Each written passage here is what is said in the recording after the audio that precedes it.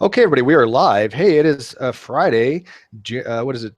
June 16th. I have about, what time is it anyways? It is noon my time, and we have a very special event for you guys today. We have Mr. Ken Hovind and, oh, hang on, I just did a no-no. I thought I turned that off, but we have Ken Hovind here with King Crocoduck, and they're going to have a little debate on some of the merits of evolution versus creationism, I believe, is the topic. I am just hosting this. I will moderate if needs be. I will time check if needs be, but basically this is going to be between both of them. I do want them to introduce themselves a little bit, so if you're not familiar who they are, they can tell you all about themselves in a few minutes, and then I think they have some opening statements prepared, and then we get right into the actual debate itself. So Ken, I'm going to let you go first. You want to tell a little bit about yourselves, and then we'll go to Casey. Well, sure. Thank you. It's an honor to be here. I object to your description of it being evolution versus creationism. I think it's evolutionism versus creation. The ism should go on evolution, but aside from that minor detail, let's see. I was a high school science teacher, science and math for 15 years. Moved to Pensacola in January of '89, and soon thereafter began a ministry titled Creation Science Evangelism. I believe the Bible is literally true and scientifically accurate. The earth is about 6,000 years old. God made it in 6 days. That's the only way things work with so many millions of symbiotic relationships. And as far as we've got history, we can talk about the age of the earth later. But I defend the position that the Bible story of creation is correct, and the flood story is correct as written, and there's going to be a coming judgment one day, and we're all going to stand before the creator of the universe, and you better get ready for that day. So that's my position. Okay, thank you, Kent. And what about you, Casey? You want to tell everybody a little bit about yourself as well? Well, I'm a researcher right now in computational biophysics. I got my degree from UC Santa Barbara. I have research experience in astrophysics. I dabbled a little bit in quantum field theory, but right now it's basically biophysics, a little bit of medical physics, and integrating a little bit of nuclear physics in there as well. I'll go more into detail about my actual position during the opening statement, but basically, I'm generally in agreement with the majority of the scientific community when it comes to issues like the age of the universe. I take it to be 13.8 approximately billion years old, and I do not accept the creation myth as believed by my opponent. Okay. Do you care who has the first opening statement? I didn't go first. If it doesn't matter, I'd like to hear what he has to say first. You or me? Go ahead. No, go ahead. Casey. Okay. I believe that you want first. Go ahead. All right, then. I guess I'll give you him the same amount of time you have. So. All right, then. Though my training has been in physics, and though I've come to this debate with the understanding that the matters being discussed will exclusively pertain to the physical rather than biological sciences, I'd like to open with a little bit of philosophy of science. Mr. Hovind and I are in serious disagreement over the circumstances of the universe's development, and though I labor under no delusions that I will manage to convince him to change his mind, I've come here today to demonstrate before a live audience that Mr. Hovind's entire worldview is at variance with the very fundamentals of science. That is not merely to say that my opponent misunderstands the rudimentaries of the theories that he denies, which is patently obvious to those of us who work in the relevant fields. I am making the much stronger claim that Mr. Hovind does not understand the nature of scientific discovery, or how theories are developed and selected, or how the scientific enterprise as a whole functions. And so I'd like to open with an observation that may at first appear to be trivial. That is, that the most remarkable thing about science is that it works. It consistently produces reliable results that have revolutionized our species in a way that no other way of thinking ever has. 1,000 years ago, humanity's capacity to communicate was limited by the amount of parchment that your bird could carry, and by the distance that it could travel. Now we can instantly send terabytes of information to people on the opposite side of the world via invisible beams of light. 1,000 years ago, we envied those birds and their seemingly limitless freedom to explore the world and reach places that we couldn't. Now we pity them for being constrained to a fraction of the heights that we've reached. 1,000 years ago, we sacrificed those birds and inhaled their sacred fumes in order to fend off the demons who we believed were responsible for the plagues that nearly wiped us out time and time again. Now we are the predators of the microscopic organisms whose devastating effects we once attributed to the supernatural. Science works. Hate the method for being so rigorous, hate the conclusions for not conforming to your expectations, but do not deny its power. Science is not perfect. It's a self-correcting enterprise, but it is ruled by some of the most rigorous standards possible. There is simply no other method of inquiry that can compete with science when the goal is to construct accurate models of reality. The method that has allowed you to watch this debate and hear my voice is the same method that has been used to construct the theories that creationists deny. That these other theories haven't had as much of an impact on our day-to-day activities as, say, quantum theory and germ theory have is irrelevant. The strength of a scientific theory is determined by how consistent it is with reality, and this consistency can be measured in terms of how well the theory fits with current data, and especially how accurately it predicts future data. That is the central point that I wish to make in this opening, for creationists, and indeed all pseudoscientists, will attempt to subvert the scientific principles that they reject by ignoring this essential fact. It is extremely important to always keep in mind the importance of predictive accuracy and potential falsifiability, because this is how we distinguish science from pseudoscience. If a model makes testable, potentially falsifiable predictions with parsimonious explanatory power, then it may be worth your consideration. If all that a model has, however, is ad hoc speculation that incorporates selective data mining and unfalsifiable remedies to fundamental problems, then what you're dealing with is a perversion of the scientific method. I put it to you that my opponent and his contemporaries indulge in the latter while attacking the former, and that they do this out of the misguided belief that science operates in a manner akin to a court of law. Mr. Hovind has made comparisons of this sort on a number of occasions, and he epitomizes this sentiment when he makes the claim that creationists and so-called evolutionists are all looking at the same evidence, but are led to interpret it differently because of their philosophical predispositions. Unbeknownst to him, however, this is effectively an open admission that he is engaging in pseudoscience. He does this so that he can put the disciplines that he tolerates and the disciplines that he does not on a level playing field and in order to gain a tactical advantage during a discussion. A person who knows how to navigate the arena of public discourse can make a seemingly powerful case to the uninformed, even if this person knows almost nothing about the topic under discussion. This is what lawyers get paid to do. Their job is not to try to determine the reality of a situation, but to present a convincing case. A prosecutor and a public defender can look at an identical set of evidence for a given case, but the arguments that they present will be diametrically opposed because they have been assigned their conclusions from the outset. Suppose a suspect is put on trial in a criminal court. In principle, two lawyers could enter the room and flip a coin to decide who defends and who prosecutes. It does not matter to either of them whether the defendant is actually guilty or not. What matters is whether they can convince the judge of their a priori conclusion. Even if a lawyer doesn't mentally accept the position that they represent, there is nothing that can stop them from nevertheless presenting their case, if they so choose. Scientists, on the other hand, cannot operate like this. A scientist cannot flip a coin to choose which side of an academic issue they accept. Where the lawyer is assigned a position and uses the evidence to synthesize a model that defends that position, a scientist's judgment must remain unimpeded. All available evidence is interpreted within the appropriate context, meaning that no extraneous, unfalsifiable assumptions need to be made, and that evidence is synthesized into a model with predictive capabilities. There are no a priori conclusions in science. Maxwell didn't assume the equations of electromagnetism, he derived them to correspond to observation. Einstein didn't assume that time slows down for objects in relative motion. He calculated this result as being a natural consequence of the invariance of light speed. Physicists didn't assume that the Higgs boson would have the specific properties that it did, and they calculated those properties, its spin, its charge, its threshold energy, and so on, decades before by studying the properties of symmetry breaking.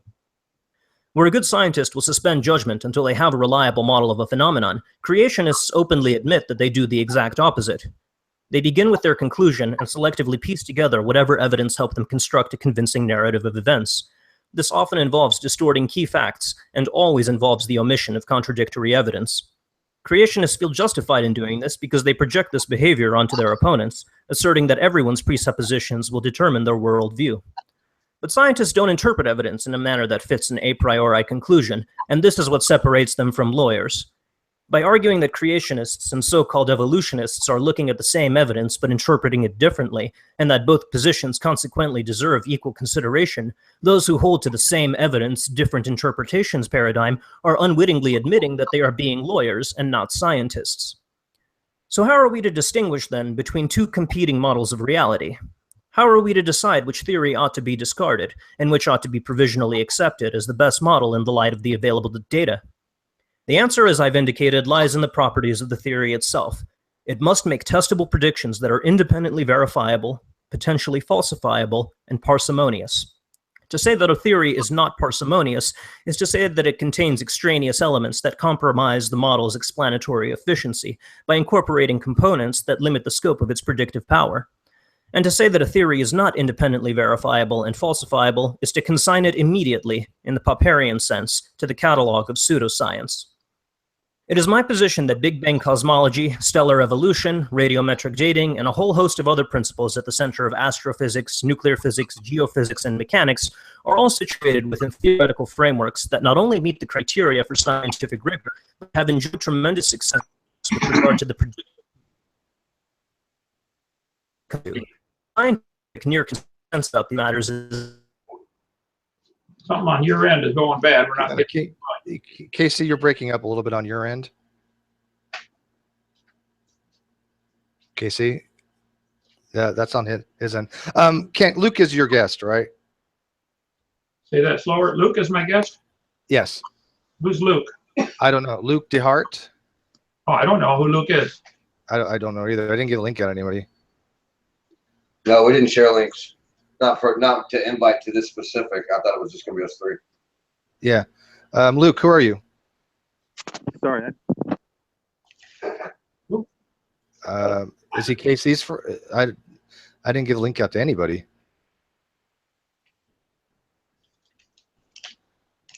Yeah, I don't know who this person is, but Casey, you might have to hit F5 and refresh because you actually roboted out.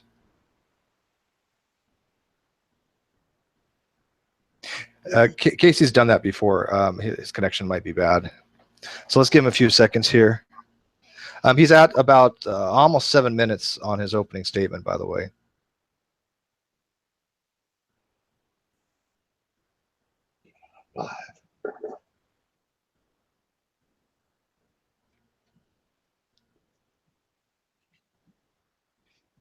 Well, now, does evolution apply to these technical systems? Will this automatically get better and wires hook themselves up, or does that only apply to biological systems? Well, if technology worked as well as biological systems, yeah. Unfortunately, technology is the way it is. I don't think that was actually KC on that other account, so I'm not sure who that was. But like I said, let's give him a few minutes here. I know that he's had some internet issues before.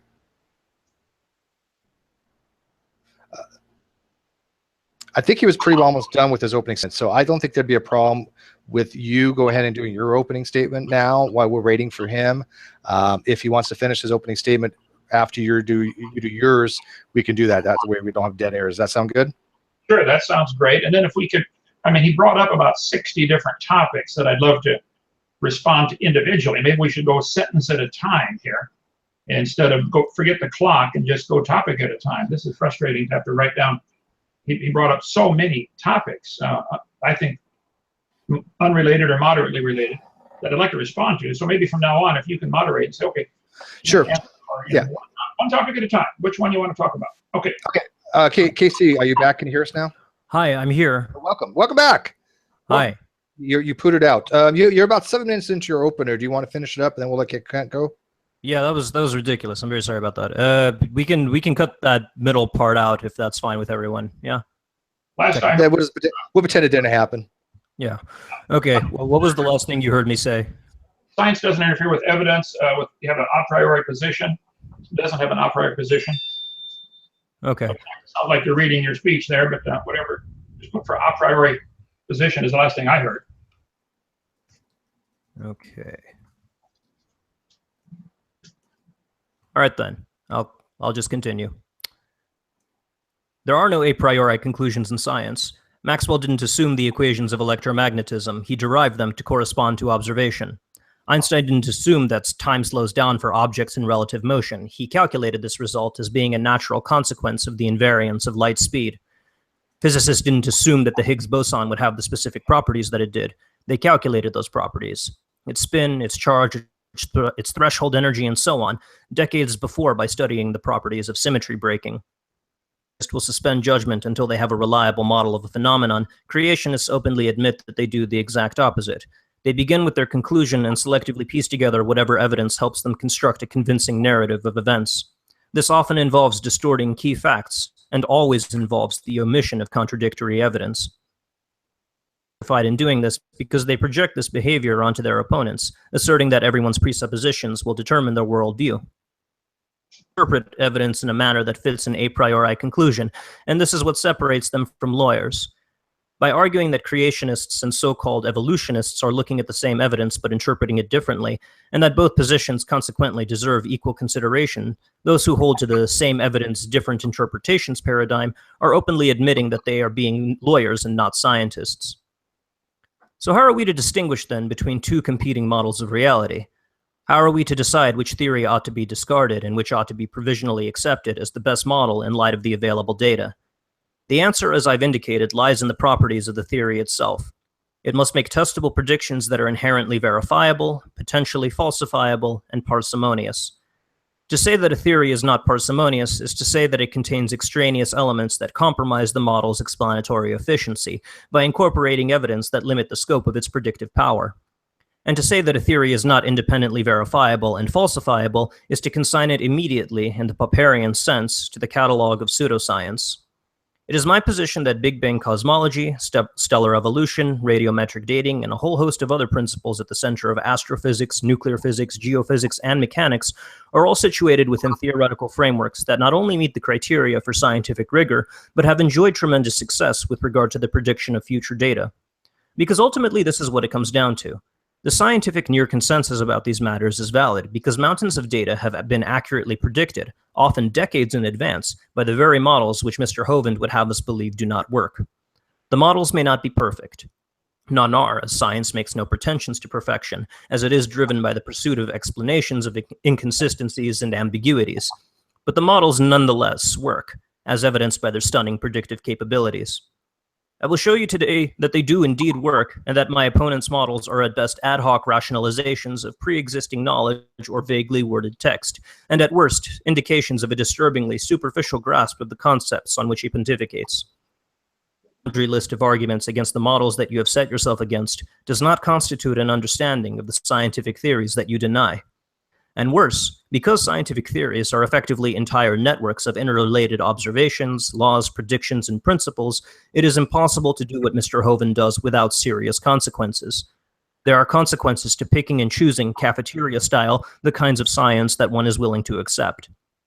I will show you today that the consequences of denying the constancy of the speed of light, of denying the validity and temporal uniformity of radiometric dating, or of denying any number of other fundamental principles in science, results in models of the universe that are patently absurd, even to a creationist.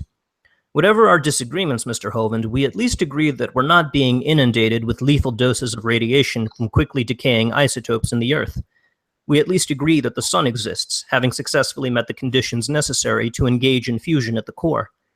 We at least agree that the universe is not an endless sea of particles haphazardly floating about. But these are the kinds of consequences that would follow from the rejection of the scientific principles which stand in the way of a 6,000-year-old universe, and I will elaborate on them if and when they come up.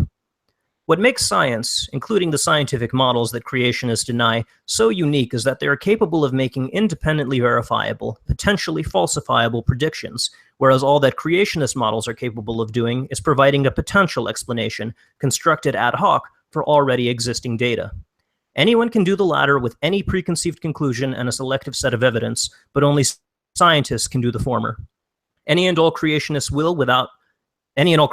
claims will, without exception, fall at least into one of the following categories.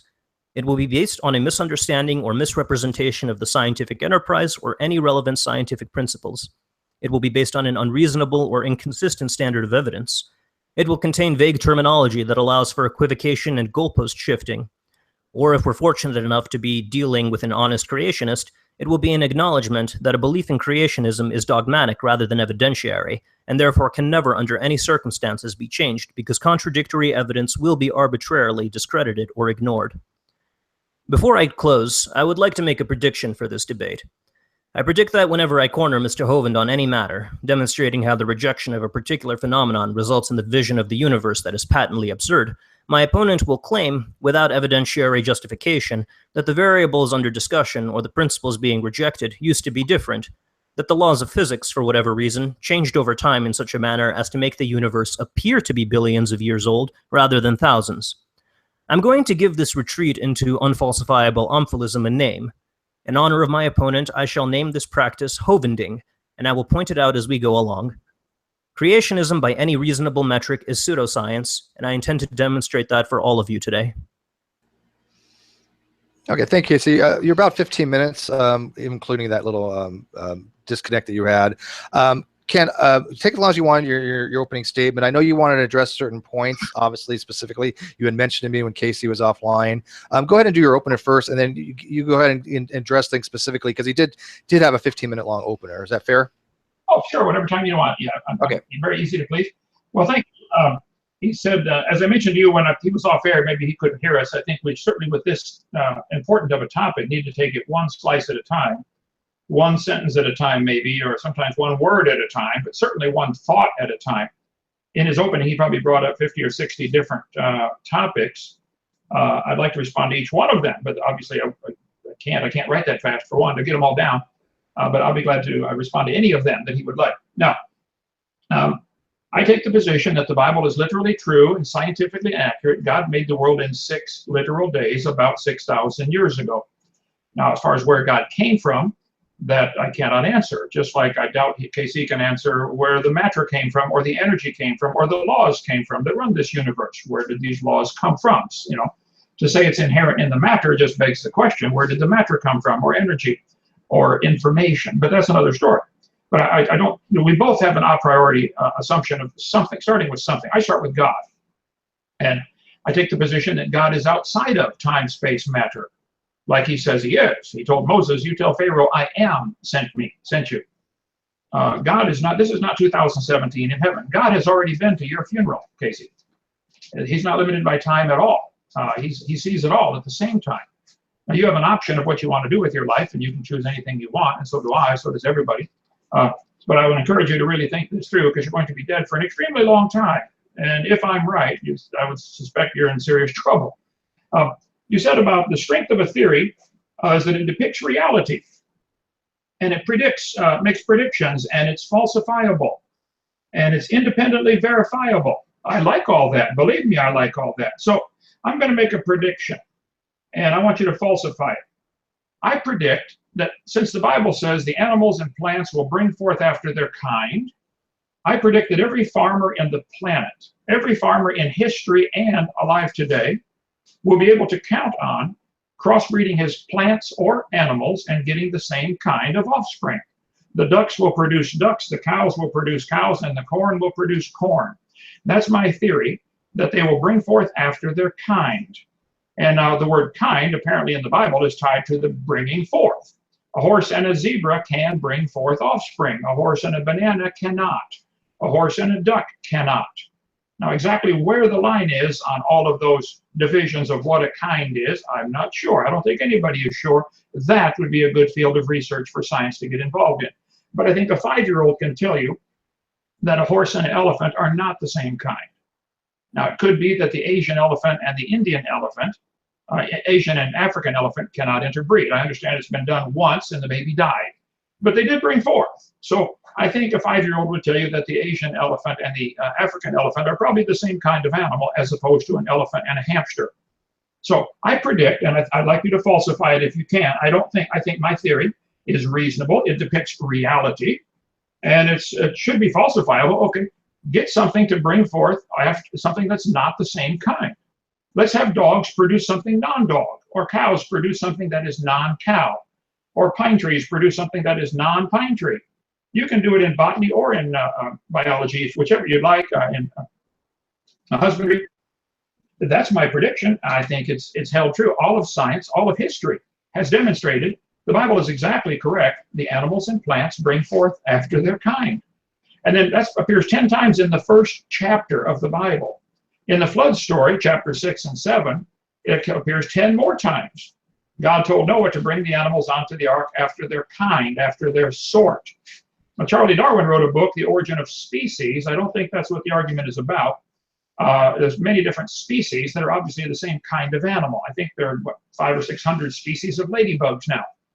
It's a bug. It's recognizable as a ladybug. So they go by the number of spots or how long their legs are or how high they can sing in the shower. I don't know, but they're still a bug.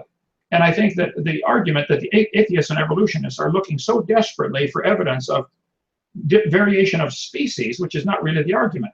they bring forth after their kind. So you said the strength of a theory is that it depicts reality. The evolution theory, if I understand it correctly, says animals are all related if we go back in time. So if you go back in time, you think a crocodile and a duck are related, apparently, from your name, Crocoduck. Ultimately, and that is what the theory of evolution teaches, a crocodile and a duck are related if you go back. I'll give you all the years you want. You can go back millions or billions or trillions or quadrillions of years. Do you believe a crocodile and a duck are related?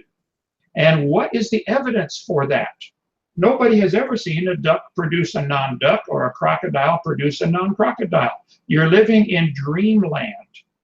You would think it happened, you imagine it happened, but evolution is a religion that people believe in. It is not part of science. Real science is things we can observe, study, test, and demonstrate. And you're right, the theory should predict reality. The reality is cows produce cows and ducks produce ducks. That's the reality. And every farmer in the world will tell you that's what they observe. And in the laboratory, they can try frantically to get variations beyond that, and they fail. They have worked for years to get wide range of variety of dogs, for instance. And we now have Chihuahuas to Great Danes. Okay, but they're still obviously dog. And it could be, as I've mentioned many times in my seminars, dog, wolf, coyote probably had a common ancestor. I understand coyotes and wolves have been interbred. They don't like to and don't in nature, but they can. So the Bible definition of kind is having to do with bringing forth offspring. Now, whether the offspring are viable or not, it doesn't say. For instance, the horse and the ass bring forth a mule, which is 99.99% of the time sterile.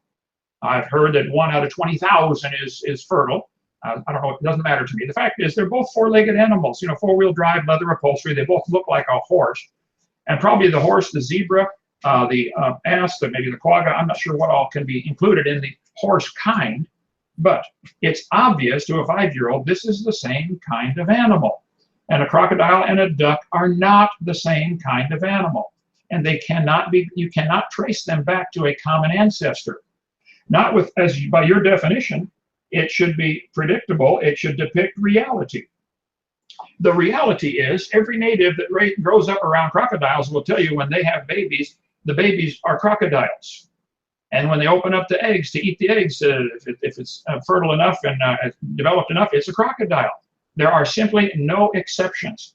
You are living in a dream world. You have a religion which teaches you a crocodile and a duck are related, but that is something you believe. Now, I resent having to be forced to pay for that to be taught in the school system, and I think most people do. We are all being forced at the point of a gun to pay for your religion to be taught to all these kids. If you really believe a crocodile and a duck are related, you should go start a private school and pay to teach whatever you want to have your kids taught. Teach them anything you want in a private school, but I resent paying for your religion to be taught in our school system. So I think our theory is independently verifiable. Without warning at all, go to any country in the world, ask any farmer you come to, I promise you, I won't alert them that you're coming, and ask them what they get when they crossbreed, whether it's a plant or an animal, doesn't matter to me. If they're raising horses, say, when you crossbreed your horses, what do you get for a baby? I predict, sitting right here in where am I at? Monroeville, Alabama, that you can go to Timbuktu and the farmers there will tell you, yep, we cross our sheep and we get sheep, and we plant our corn and we get corn. I think my theory that they bring forth after their kind is extremely verifiable, and yours is completely unverifiable. Nobody has ever seen a duck produce a non-duck or a crocodile produce a non-crocodile. You believe it happened, and the textbooks teach it happened, and I can show you if you'd like, straight from the public school textbooks, hundreds of sentences where they say these all animals are related. Charles Darwin said it's a truly wonderful fact that all plants and all animals throughout all time and space are related. Now, Darwin probably really believed that. I don't question that he believed it, but that doesn't make it true. Many people believe oddball things. It doesn't make it true. Science deals with things we can observe, study, and test. We don't observe ducks produce non-ducks. And we can't project back in time and imagine anything. If we go back 1,000 generations or 50,000 generations, what was the ancestor of the duck? I would predict it was a duck, without exception. So I think we need to, if the moderator can do this, let's take one topic at a time. If you want to chase that one, is your theory verifiable or is my theory verifiable? Is yours falsifiable? You could falsify my theory by having any animal or plant produce something other than its kind. I think your theory's already been falsified because you predict by your theory that all animals are related, and yet you offer no evidence of that, no proof of that for sure. So you might twist some evidence to say, oh, this counts as evidence because look, you know, the pine tree and the oak tree both have bark on them, therefore they're related. No, maybe they're both designed that way. Okay, so science doesn't interfere with evidence. I agree. Don't interfere with the evidence. I won't interfere. Go to Timbuktu and ask every farmer you find there what happens when they crossbreed, whether it's plants or animals. I don't care, either one. So I think it's the evolutionist that is the one that interferes and is the one that has a stupid theory, stupid religion, in my very humble, totally unbiased opinion. If you want to believe a duck and a crocodile are related, you enjoy yourself. Do whatever you want to do. You can make your own YouTube channel and teach whatever you want to teach. But when it comes to forcing this stuff on the kids in public school, that's where we got to draw the line. If we should have public schools at all, which is another whole debate, they certainly shouldn't present one religion at taxpayer expense. But that's exactly what's happening. If someone refuses to pay for that, that's usually with house taxes on real estate, they come seize your house. You didn't pay your school tax, and they'll take your house away from you at the point of a gun. So all people are forced to pay for this one stupid religion of evolution to be taught in the school system, and I, frankly, resent that. I'm not trying to force creation into the schools. I never have. Teachers can already teach creation if they want, but it's not my goal to get creation into the schools. I want lies out of the textbooks, and I want religion, like evolution, out of the schools, unless they're going to teach all religions with equal time, which they're not going to do. So all of us are paid for one religion to be taught, which is yours, and I resent that. Let's see. You said scientists don't assume things, they make their observation, they try to match observations. Okay, observation. Cows produce cows all over the world, all through history. That's an observation. Make your theory match that, please. Okay. You said creationist, I think you said, I'm trying to write frantically as you read your speech very quickly. Both positions deserve equal consideration. I don't know that that's true. I don't know that you should waste time on dumb theories that don't have, just teach the truth. That's the truth, kids. We can teach the kids, hey, you got 2 bones in your wrist, radius and ulna. The whale has 2 bones in his flipper, okay? The hamster's got 2 bones in his forearm. And somebody named them radius and ulna. I doubt the hamster named them that, but somebody named all these bones in the forelimb of creatures, radius and ulna, and humerus. I agree. We do have similar structure in the forelimbs of nearly all mammals, maybe all mammals, even bats. But what does that prove is the question. See, observing something, oh wow, look at these similarities. That is a fact. Teaching anything beyond that, you got to be careful because that becomes your belief. In the movie, I've got slides, I could call it up later if you'd like. In the movie, The Green Mile with Tom Hanks, great movie, by the way. The fact is, the girls went missing. The fact is, John Coffey was found sitting with the 2 dead girls out in the woods, crying. The fact is, they arrested him for the crime. Those are facts. We observe that in the movie. The fact is, he didn't do it. But based on the evidence that they had, here's this black man sitting with 2 dead two dead white girls. They came to the wrong conclusion. He killed them when he didn't. It is totally possible. You talk about the courts of law. You're right. I don't have much respect for lawyers at all after what I've been through. But you're right. They don't care which position they argue. They're just good at arguing. And I think evolutionists are the ones that are doing what the lawyers are doing. They're good at convincing the kids, regardless of the evidence, convincing the kids that something happened when it didn't happen. So the lawyer should have looked into that case. The facts were the guy's caught with the dead girls. And the fact is he didn't do it. So they made an improper inference from the observation. And that is very possible. I think we can observe, and everybody observes, dogs produce dogs and oak trees produce oak trees. And if you want to infer something beyond that, be very careful because you're outside of science. But you guys seem to love to think that evolution is part of science. It is not. It is a religious belief that you may believe very strongly, and you're welcome to have it. But it's not science. So you sent a text that you'd like to talk about the 5 topics.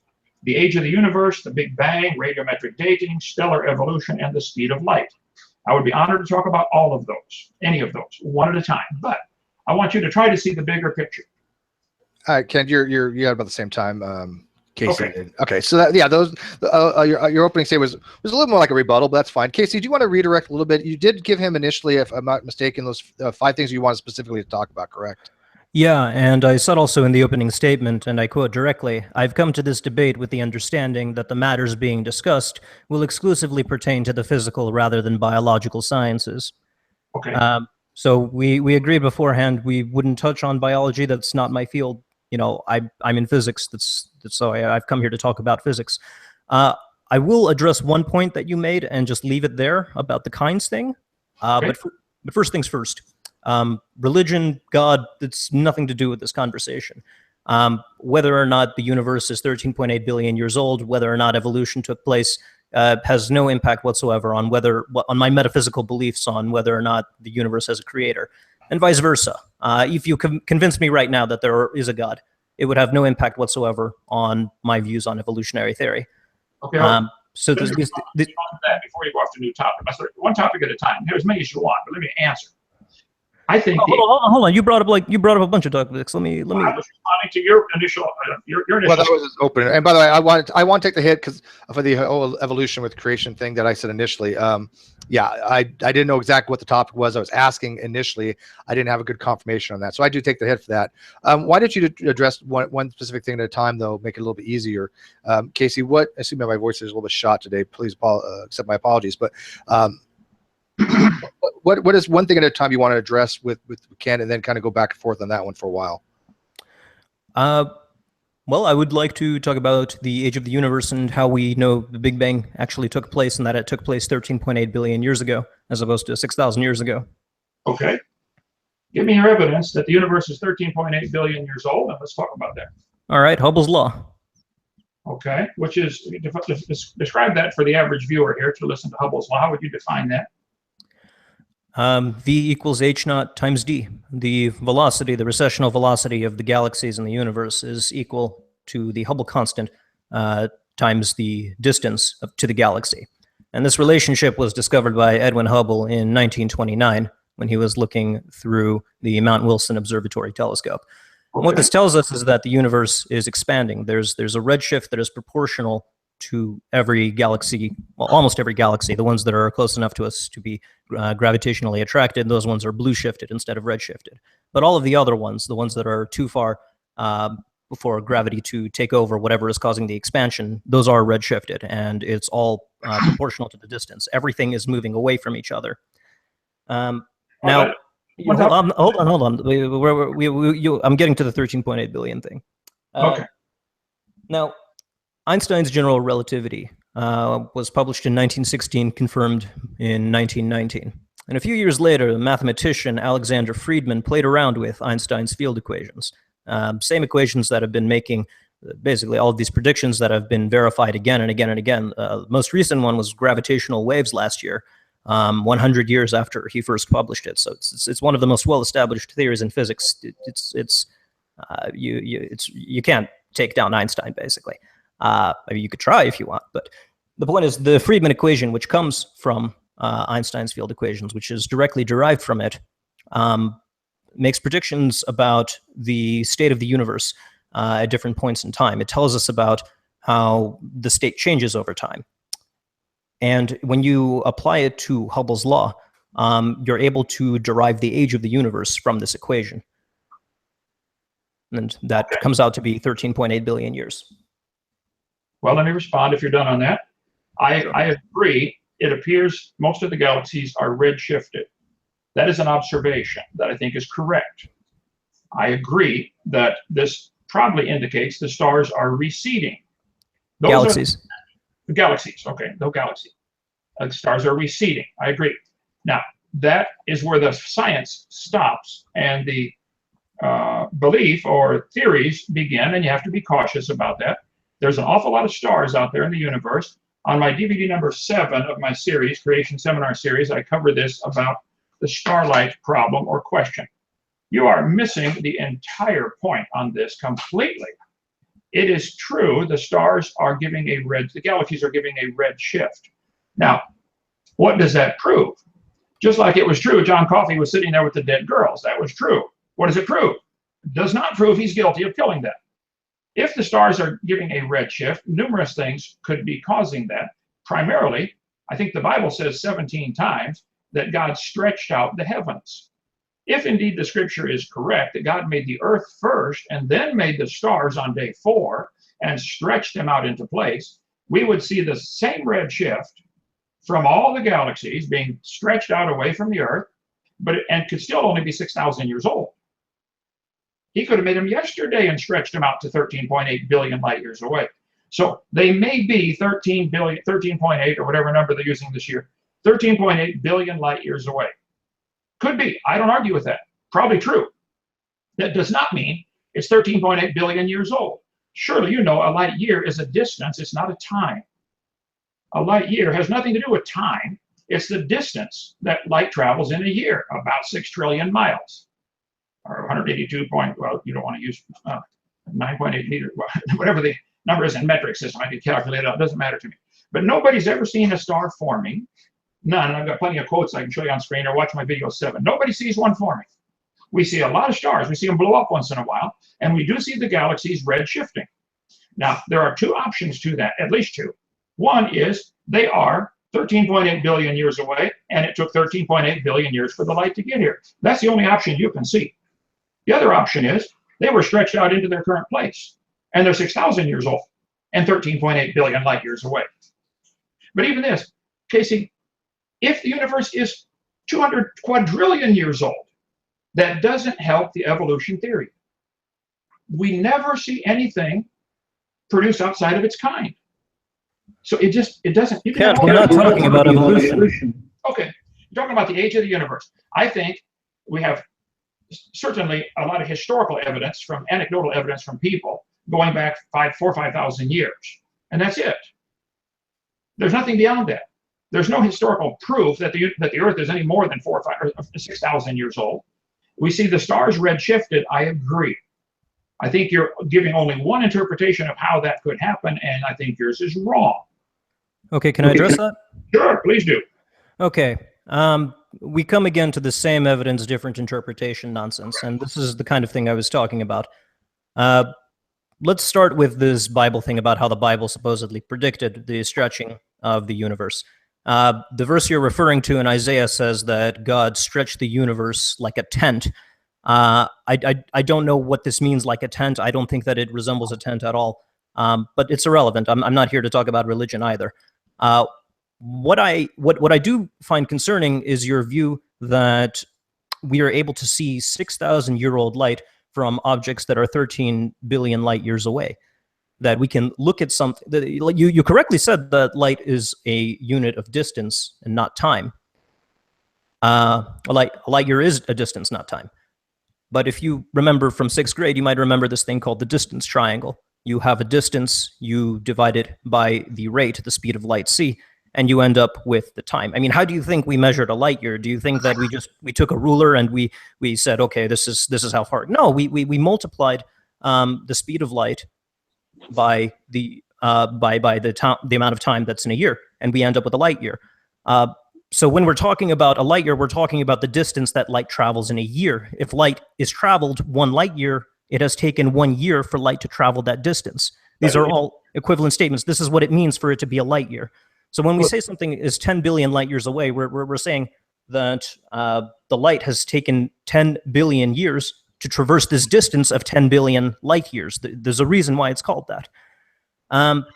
Now, if it is the case that the universe was stretched out and that God stretched out the universe and that these objects are now 10, 11, 12 billion light years away, and that we're seeing 6,000-year-old light, we have a problem here. These things should be redshifted into oblivion. We should not be able to see these things. In order to be able to see these objects 13 billion light years away, the evidence for it, the light itself has to show indications of being 13 billion years old, and you get this from the Hubble equation. You have to look at how redshifted they are and compare that to the Hubble time. Let's slow this down. Take that one topic at a time. Well, you brought up like 5. Come on, Kent, don't tell me one topic at a time when you're bringing up like 5 things. You brought up stellar evolution. Don't play these games, man. Come on. I brought up one point with the distance of the stars. You brought up stellar evolution as well. I didn't even get to that. Do we? 1 second, guys. Do we know who these other people are that are coming to the hangout? Anybody? No idea. In my opinion. I don't know how the link is out there. I did not put the link out to anybody. Matthew Thomas. Well, see, this is where moderator, we'll go one sentence at a time or one word at a time if you'd like, but he leaves a lot of points hanging that are going to confuse the audience into thinking he's right. Well, let's stick with I mean, he brought up the fact of Hubble's law, Hubble's constant, and why that is indicative of an old Earth. Do you want to touch on that a little bit more specifically, Casey, and why that would be an old Earth as the only explanation, as opposed to Kent's version of a young Earth? A young universe, and why that could or could not be? Kent's version. Hello. Yeah. Kent's version is physically impossible. You can't have light travel a distance of 13.8 billion light years over the course of 6,000 years. It's not possible. When you're saying that we're seeing these things that are 13.8 billion light years away, what it means is that light has traveled from these things a distance of 13.8 billion light years. If the light is 6,000 years old, we should not be able to see past a spherical shell of 6,000 light years, even if the universe is stretching. If the universe is stretching past that point, it becomes redshifted to the point where we can't see it in any spectrum. The 6,000 year shell becomes our cosmic horizon, and everything outside of the shell is expanding away from us faster than the speed of light. But that's not what we observe. Okay, well, let me answer that. If a person, let's say a person is traveling in a car going 700 feet per second away from you, and the speed of sound is, say, 711 feet per second at that density, atmospheric pressure, et cetera, all kinds of things affect the speed of sound. Okay, so here's a person in a car blowing their horn as loud as they can. They're traveling away from you at 700 feet per second. After X number of seconds, we notice we can still hear the horn. After 4 seconds, we could still hear the horn, but now they're way more than using the speed of sound. Since they're going slightly less than the speed of sound, it's what's called the Doppler effect. I'm sure you're very familiar with that. Mm-hmm. So if the stars are indeed receding at a certain percentage of c, the value of speed of light, they could indeed still be 6,000 years old and be billions of light years away. You are completely missing the point. So, I think you're misunderstanding the principle, Kent. The Doppler effect. Let me explain. The Doppler effect is comparable to the situation, but you have it wrong. When this vehicle is moving away from you and it's honking its horn, yes, the waves get stretched out. That is true, but the frequency with if you look at the actual Doppler equation, you're able to calculate the distance that the car is at. And it's the same general principle with the speed of light. This is basically Hubble's law. That's what the equation tells us. It tells us what the relationship is between the frequency of these redshifted lights is to the distance and the recessional velocity. It's same with the Doppler equation. Okay, now slow down. No, you're saying we can calculate the distance that the car is away. That is only if you know what percent of the speed of sound it was leaving at. You don't know the speed of the stars were stretched out into place. We can see the frequency of the redshift. We can see that the spectroscopy of the stars have moved by a certain amount, and that gives us the value for the frequency. Once we have that, all we need is the Hubble constant, and we're golden. We get the distances. Not even of stars. We're talking galaxies. We're talking intergalactic objects. I didn't argue about the distances. I said I'm arguing about the time. Okay, but this is related to time. A light year is not a year. A light year is a distance. Okay, Ken, let's try this again. If light has traveled for a light year, it has traveled a distance of a light year. How long has it taken it to travel that? If it is traveling at 1 light year per second, then it's 1 second old. Hold on. No, that's not my question. Let's say light has traveled a distance of a light year, yeah? How long does it take to get from the beginning to the finish line of this light year long racetrack? With no other things affecting it, light would travel about 186,282 feet or miles per second. And how long would it take? It would take 1 year to go that distance. If Thank you, nothing Kent. else was affecting it. Thank you, Kent. You're missing the point completely. Absolutely, completely missing the point. You say that over and over, but you're not demonstrating it. Tell me, what am I missing? Okay, how old was Adam on day 1? According to the Bible, he was. So you're using the Omphalos argument. Then you're saying that the universe was created old. No, I'm not using that argument. I'm saying in order for it to function, it has to be created mature. There has to already be apples hanging on the tree for Adam to eat. He can't wait for them to grow from a seed. God had to make a mature creation because they're going to die if there isn't food. The whole system's already in place. So that's what you're saying. You are saying that the universe was created to look old. No, not to look old. It was created mature. To us, it would look old because that's all we're familiar with, is born at, small and grow bigger. But to them, it looked normal. What is the distinction? What is the distinction between looking old and being old? Well, it depends which one you are. To us, everything that looks old probably is old. To Adam and Eve, he looked brand new. And Eve looked brand new. But if God made the stars on day 4 and stretched them out into place, which is what it says 17 times in the Bible, then it could indeed be 6,000 years old and be billions of light years away. You don't get it. Okay, I predicted this. This is Hovinding. I'm going to read again what I wrote. I predict, at the end, I said, I predict that whenever I corner Mr. Hovind on any matter, demonstrating how the rejection of a particular phenomenon results in a vision of the universe that is patently absurd, such as the universe being 6,000 light years long, my opponent will claim without evidentiary justification that the variables under discussion or the principles being rejected used to be different, that the laws of physics, for whatever reason, changed over time in such a manner as to make the universe appear to be billions of years old rather than thousands. Now, what you're saying is that through this invocation of magic, through this divine intervention, that in effect the laws of physics were different. That this stretching of the universe to its present size, with the recessional velocities that it was stretched with, and which it continues to be stretched with, by the way, it hasn't stopped. Right. That this contradicts what the science says.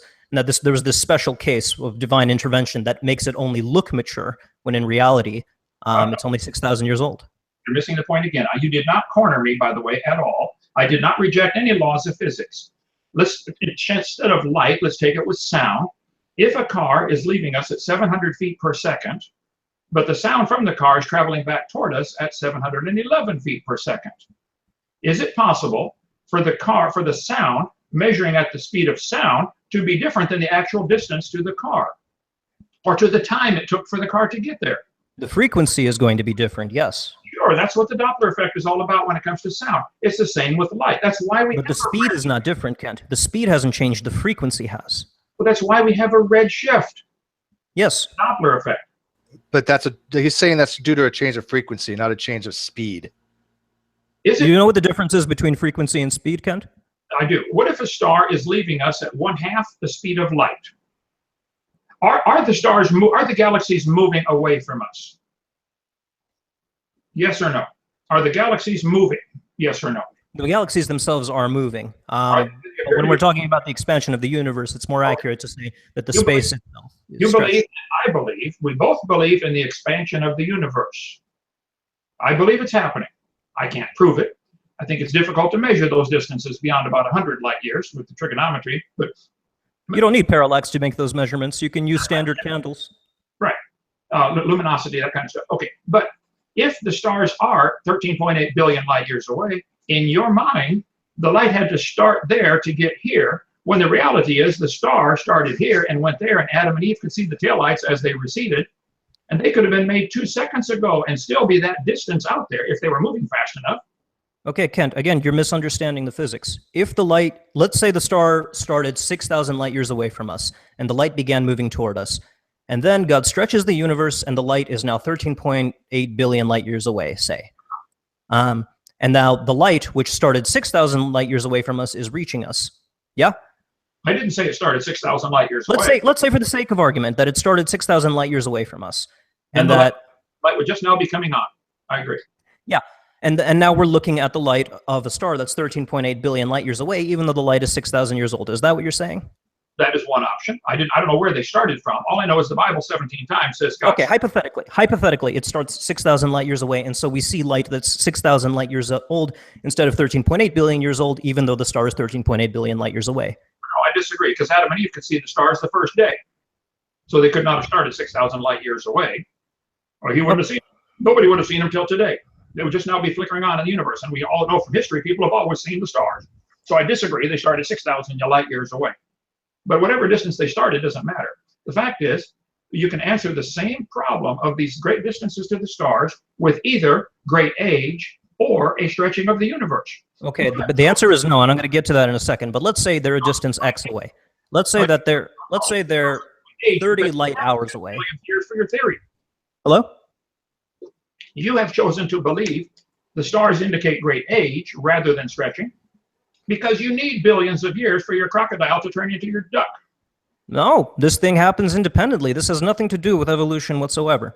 Even if Charles Darwin was never born and evolutionary theory never came to fruition, this would still be the case. People would still be talking about this. But the point is, you're completely wrong about this. Let's say that the star starts out at a distance of X light hours away. So that Adam and Eve can see it on the first day. Say it starts out 2 light hours away, and the light reaches Earth within 2 hours, and then God does this stretchy thing for whatever reason. The light that you're going to see corresponds to a star that's 2 light hours away. You're not going to see light that corresponds to a star that's 13.8 billion light years away. Initially, as it recedes, the light would go with it and change. Okay, as it's receding, if it's receding faster than the speed of light, which is necessary in order to achieve this kind of distance, it's going to be redshifted into oblivion, and you're not going to see it. So, did you say if it's receding at faster than the speed of light? According to your model, if it's receding, this thing must be receding faster than the speed of light.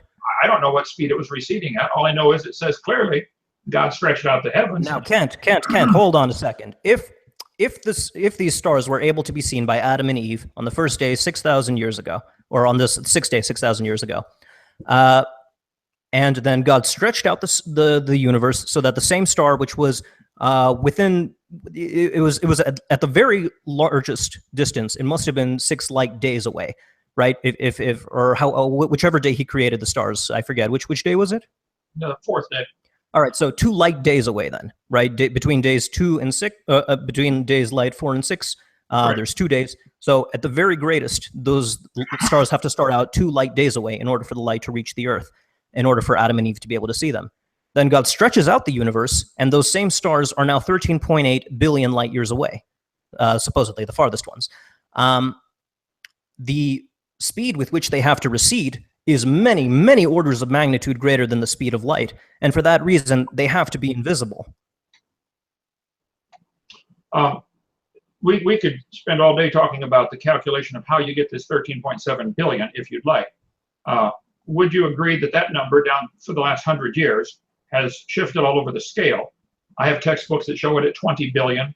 I have textbooks that show the universe as 156 billion light years across. Are you familiar with the concept of an error bar? An error bar? Yeah. I'm in several different applications. What are you referring to it in? Well, when I'm talking about error bars, I'm talking about in data analysis. You have a point on a graph. Yeah, plus or minus.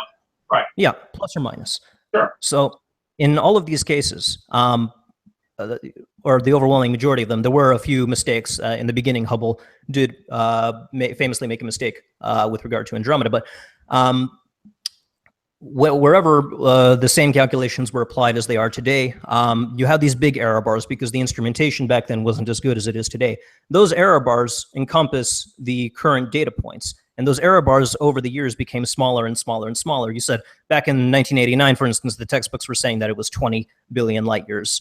And then it was something like plus or minus 10. And right now we're at 13.8 billion light years, and it's plus or minus a much smaller error bar.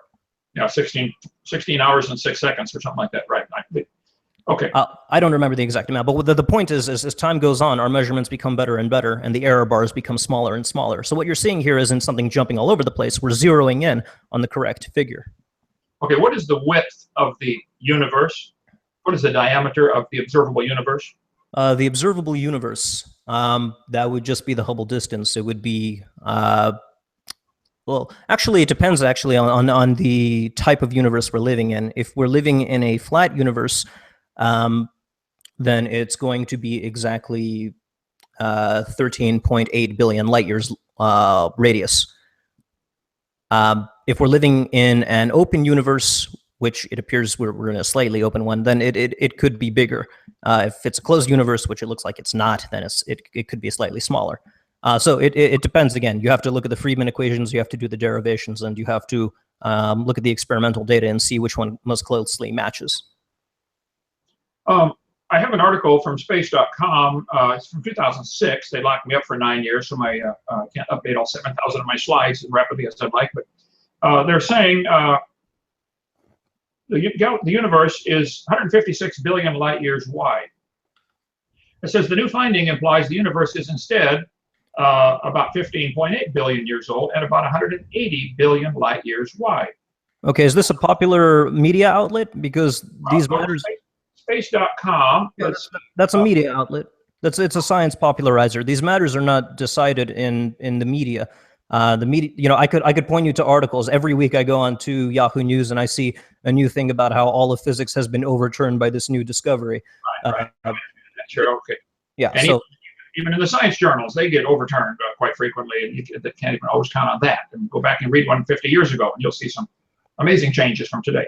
Well, of course, but it depends on what field we're talking about. If we're talking about something like electromagnetism, we're not seeing huge changes over the past 50 years. Maybe some developments in optics, but for the most, and quantum electrodynamics, of course. But other than that, you know, Maxwell's equations are not changing over the past 50 years. Quantum field theory, on the other hand, is. So you know, it varies from field to field. You can't make a sweeping generalization based on this. And cosmology is a relatively new field. It's only well, modern cosmology, like I said, was 1929. So we're less than 100 years in, and they've done a great job. The predictions are great. The models have failed to be falsified. You know, Big Bang cosmology has it. Sure, and I love cosmology. I love the study of the stars. Love that kind of stuff. I think the assumption, the conclusion is wrong, but I'm not against the study or the scientific aspect. This article you mentioned is from space.com is researching, let's see, a research team led by Alceste Bonanos at the Carnegie Institute of Washington has found, let's see, a galaxy M33 is a 15% further away from our Milky Way galaxy than previously calculated. Currently, most astronomers agree the value of the Hubble constant is about 71 kilometers per second per megapark second. If this were smaller, let's see. Anyway, the article says the universe is 156 billion light years away. It was 156 billion light years across, and it's now, with this new 15% difference, 180 billion light years wide. So if the Carnegie or the Smithsonian, I'm sorry, what did I say? Carnegie Institute in Washington is claiming the observable universe is 180 billion light years wide. Wait, observable or the universe? Are they using the word observable? Let's see. They're saying no. They don't use the word observable. Okay, it's a different story then, because in principle, no, they're different. Same with biology. Observable is cows make cows. Okay, that's observable. Okay, nothing else. No.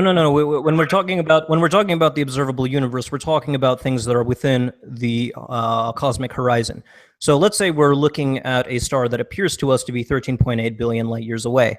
It took 13.8 billion years for the light to reach us, but in that time, the star has receded past the cosmic horizon, and we're not seeing it as it is right now. And we can't see it as it is right now. There is going to come a point where the star will simply disappear, because at that point, it's going to be redshifted into oblivion.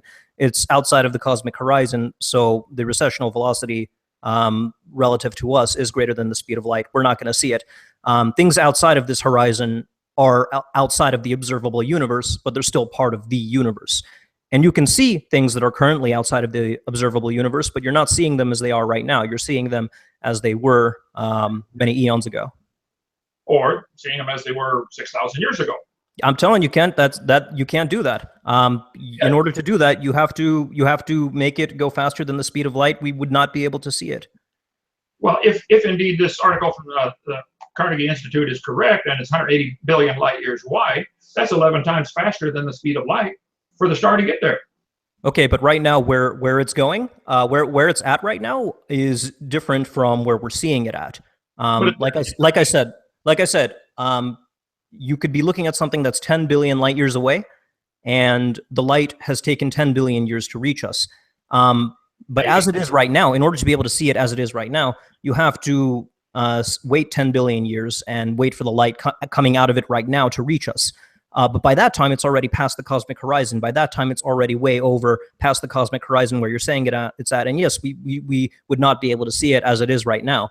But when we're looking at it right now, we're not seeing it as it is right now. We're seeing it as it was 10 billion light years ago. I understand all of that. But if the universe is indeed 180 billion light years across, as this article says, that's 11 times faster than the speed of light to get there from here or from anywhere. Yeah, it's outside of our cosmic horizon. Everything outside of the cosmic horizon is going to be receding faster than the speed of light.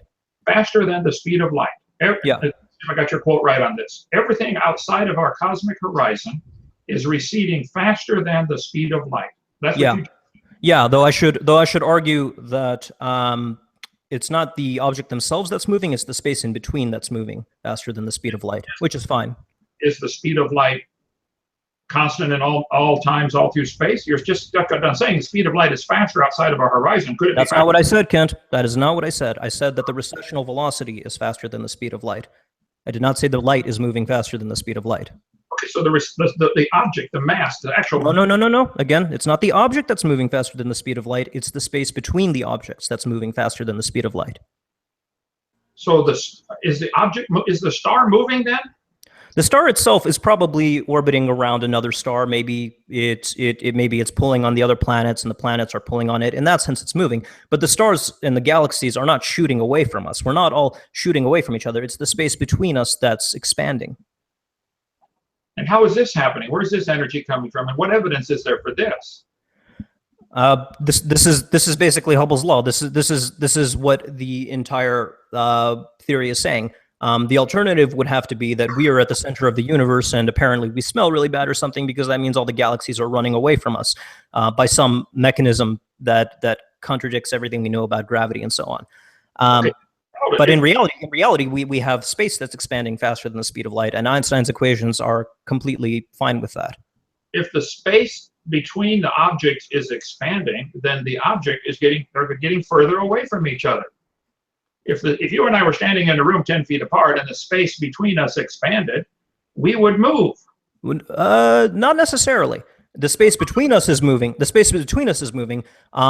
In the classical sense, we would not be moving away from each other.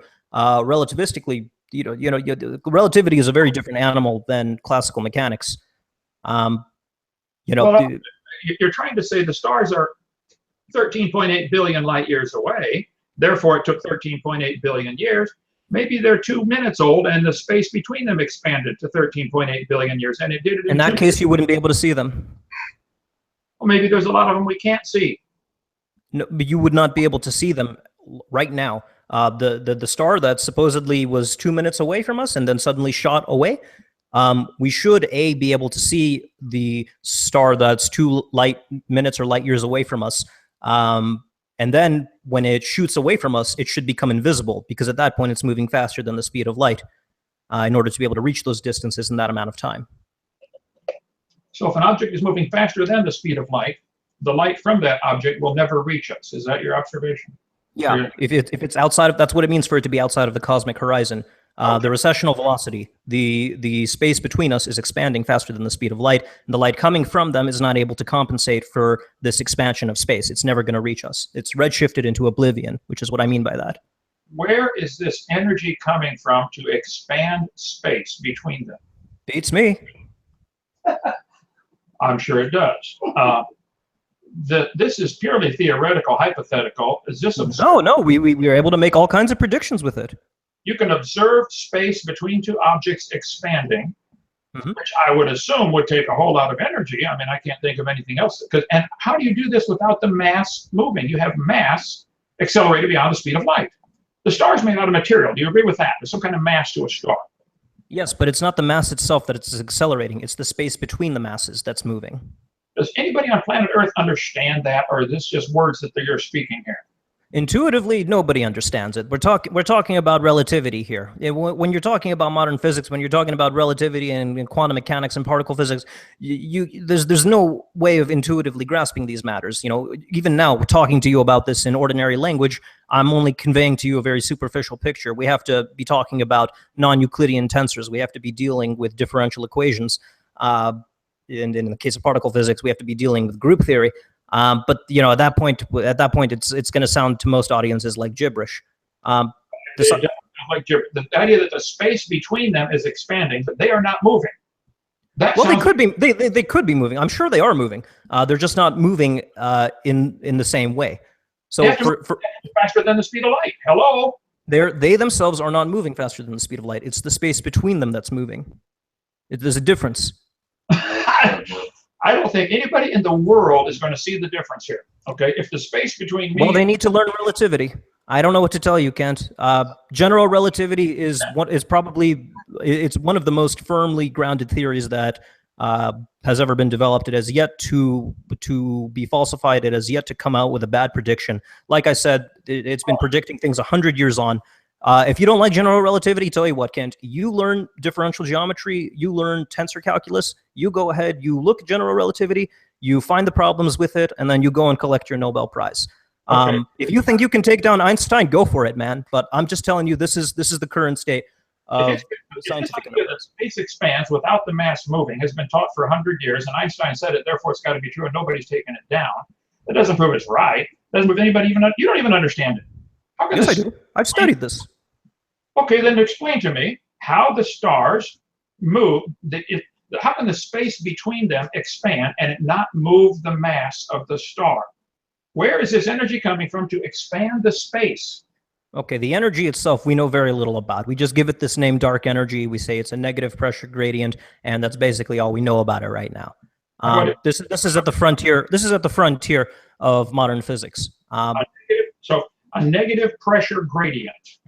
That's all we can say about it right now. Bang, explosion. I think we use negative pressure gradients on Afghanistan and Iraq and all those places when we drop a bomb. Creates a vacuum as it expands out. I understand. Okay.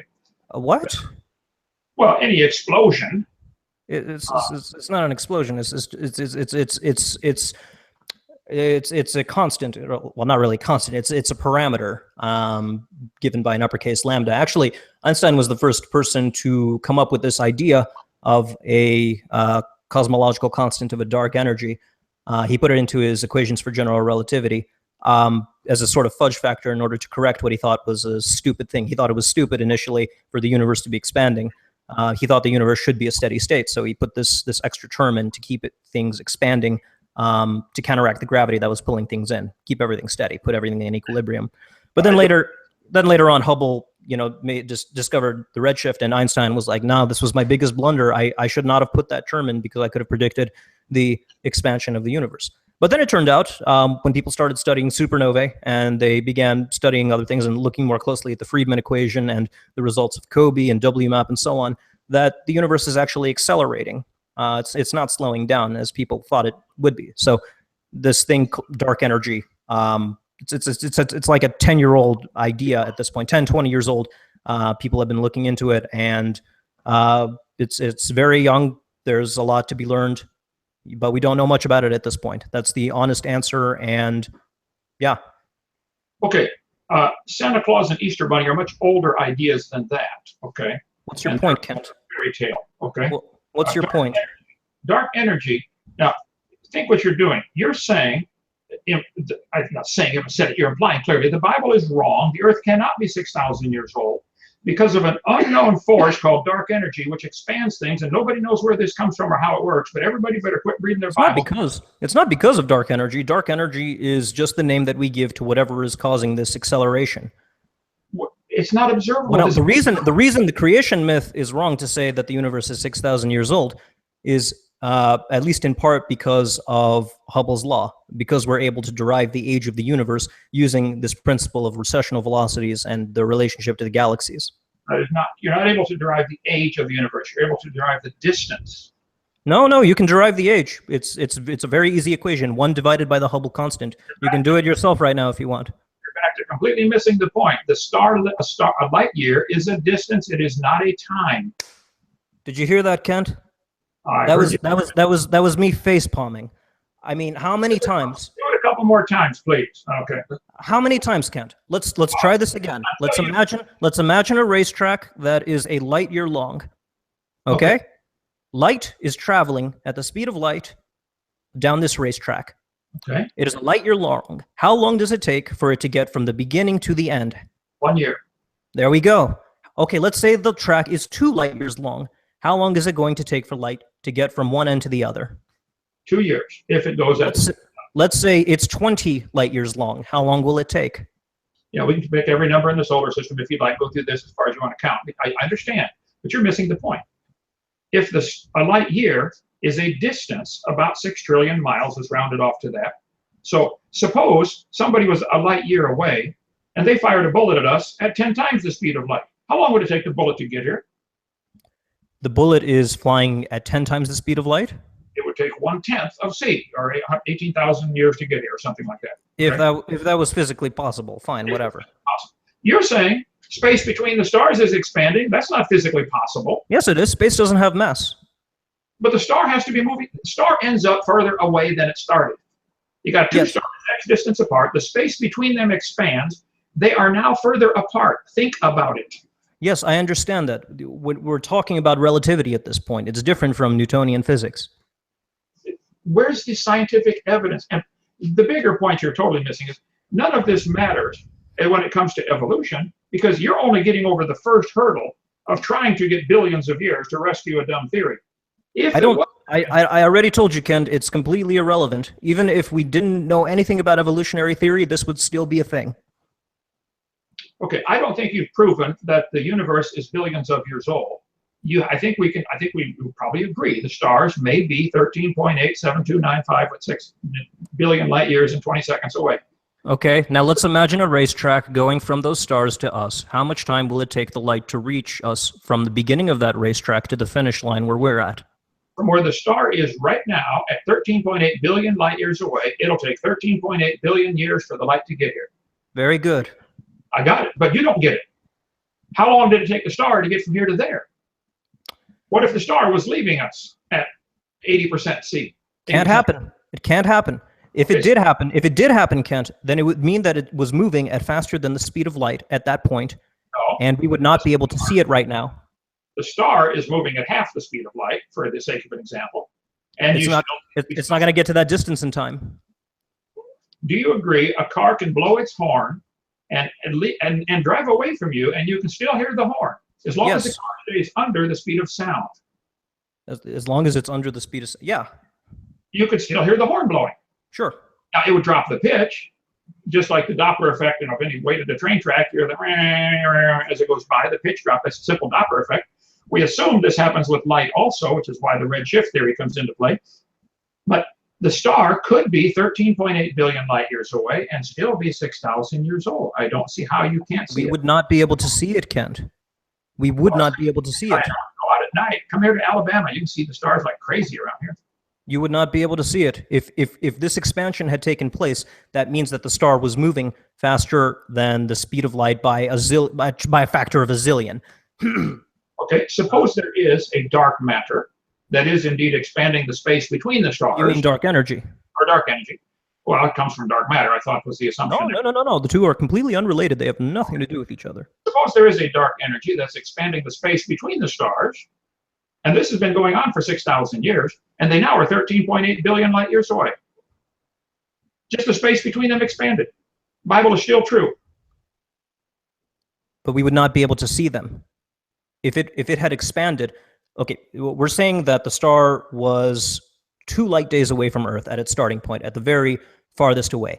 And Adam and Eve saw them 2 light days away. And then God suddenly stretched them way out, and he's stretching them out faster than the speed of light. The moment God starts stretching them out faster than the speed of light, that's it. They become invisible. They leave our cosmic horizon. We don't see them. Okay, we have gone an hour and a half as what we scheduled for the debate. This is wonderful. We can do this every day if you'd like. Your first point about the age of we can make that happen. Yeah, the age of the universe and the Big Bang. I think I can we could ask the audience to vote if you'd like. I don't think you have proven it is billions of light years old. You have demonstrated that you believe this, and the indicator of the speed of light.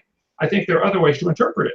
John Coffey did not murder those two girls. There are no ways of interpreting it where you can maintain the laws of physics.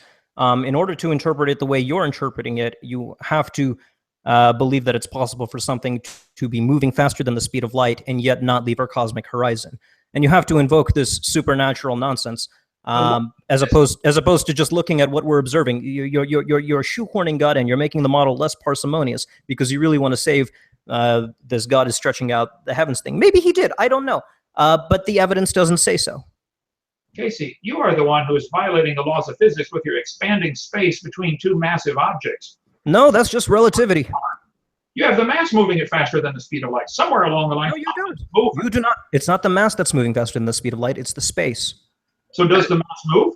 Does the star end up further away when this mass is done expanding? Okay, I want you to imagine.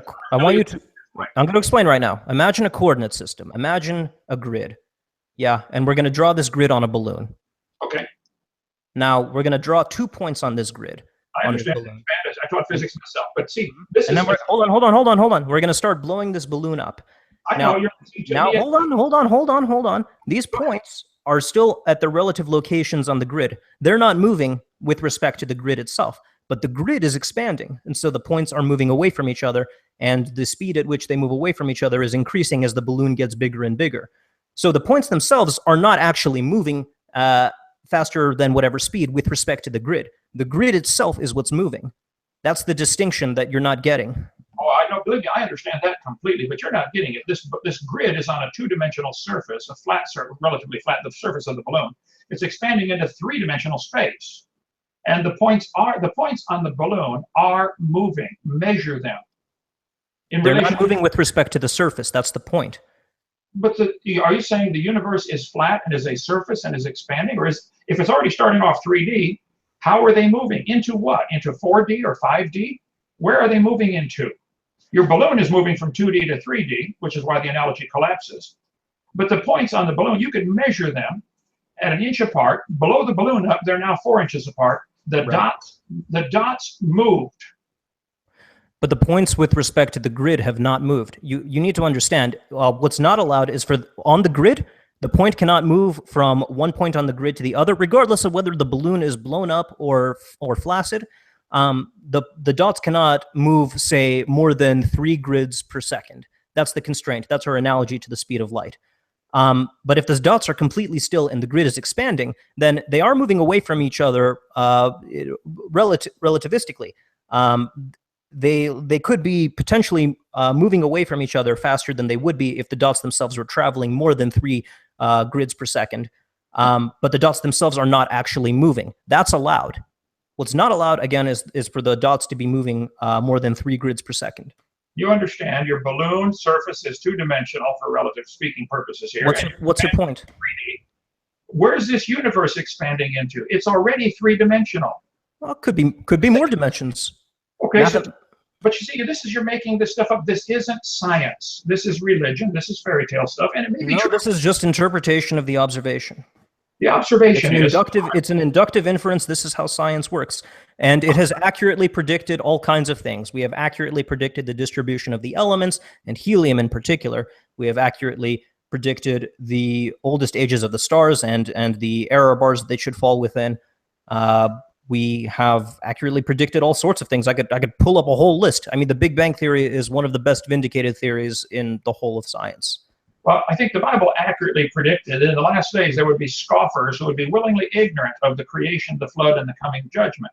No.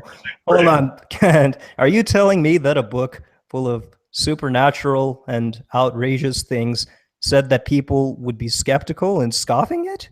The Bible is about you, but hey, I'm here to rescue you. I'm here to help you get ready for that judgment day. Man, I'm good. I'm good, man. Okay. What I'm here to do, I'm not here to do the religion thing. I'm here to do the science thing. Me neither. I like science, and I'm not into religion. I'm into relationship. I know the God of the universe personally. He's my buddy. Hey, let's do this again. We'll get on to the secretary and schedule a time. Sounds good. And we talk about you want to stick on these same 5 points. I did not have an introductory speech written out like you did, so I'll see if I can get some stuff together. But, Sure. And you can go first again if you'd like. But You can go first. It's all the same to me. Whatever you like, Kent. Thank you for joining us. Let's book them, and you keep studying. You keep climbing that mountain of truth. I'll wait for you at the top. Okay? Yeah, we could definitely do that. Guys, I want to thank both of you for joining us. I think this was actually very interesting. I know we had a lot of people watching this. I appreciate everybody subscribing to my channel. Anybody wants to join the Great Debate community, well, you too can actually join in and have debates like this and actually be part of the panels when we have these types of debates. The link is actually in the video description itself. I want to thank Ken Hovind, and I want to thank King Crocoduck. We'll get together and we'll schedule a time when you want to continue this. I love the talk about general relativity. It's one of my favorite subjects, even though I'm not anywhere near as versed in it as Casey is. I've been reading about it since I was in high school, and it's a fascinating subject. I'm going to have a little after hangout after this. Anybody's welcome to join. It'll be an open link. I can hold 25 people in my hangouts. So that's going to be taking place in about 15 to 20 minutes after this hangout ends. But I do want to thank my guests. It was a great debate, and we look forward to when you guys can get together again and have part 2 on this. Okay? Great, thank you, sir. Tell the folks go to drdino.com, my website, and King Crocoduck can advertise his, or my YouTube is just Kent Hovind Official. Everybody's invited to tune in there. And Casey, do you want to put a plug in for your channel as well? Yeah, come visit King Crocoduck. We do all kinds of debunking of pseudoscience there. All right. Thank you guys for watching very much, and we'll see you guys next time.